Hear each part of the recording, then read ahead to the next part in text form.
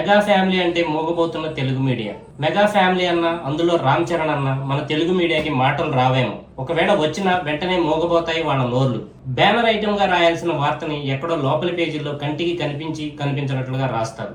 అదే నెగిటివ్ వార్త అయితే బ్యానర్ ఐటమ్ గా స్పేస్ తీసుకుని మరీ ప్రచురిస్తారు. మెగా ఫ్యామిలీకి మచ్చ ఏ విధంగా తేవాలా అని 1000 కాళ్లతో ఎదురు చూస్తూ ఉంటారు. కారణం ఏంటంటే తెలుగు మీడియా 2 వర్గాల చేతుల్లో బలంగా ఉండిపోయింది. వాళ్ళ వర్గానికి సంబంధించిన వ్యక్తులకు అంత సీన్ లేకపోయినా ఎంత మైలేజ్ ఇవ్వాలో అంతకు మించి ఇవ్వడానికి శాయశక్తులా కృషి చేస్తారు. ఇక అసలు విషయానికి వస్తే మేడం టుసాడ్స్. ఈ మధ్య ఈ పేరు ఎక్కువగానే వినపడుతుంది. మేడం టుసాడ్స్ 1835లో స్థాపించారు. Singapore, London, USA, Canada, India ఇలా ప్రపంచం మొత్తం కలిపి సుమారు 24 బ్రాంచ్లు ఉన్నాయి. మేడం టుసాడ్స్ లో ఎవరికి పడితే వాళ్ళ విగ్రహాలు పెట్టరు. చాలా పేరు ప్రఖ్యాతులు గడించిన వారిని మాత్రమే పెడతారు. భారతీయ నటుల మైనపు విగ్రహం పెట్టడం అనేది చాలా అరుదు.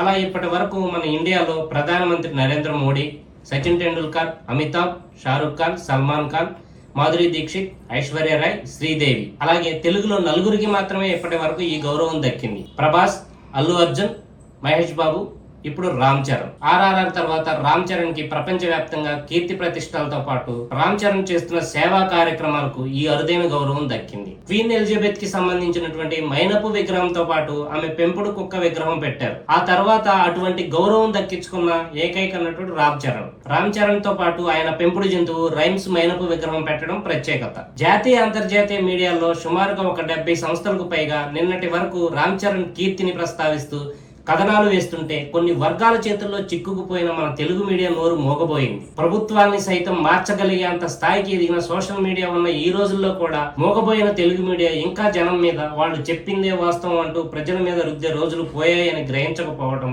వాళ్ళ అమాయకత్వం అనుకోవాలా, లేక వాళ్ళ కుల అహంకారం అనుకోవాలా? మెగా ఫ్యామిలీ అంటే మోగబోయే తెలుగు మీడియా ఎప్పటికైనా మాటలు నేర్చుకోవాలని కోరుకుందాం.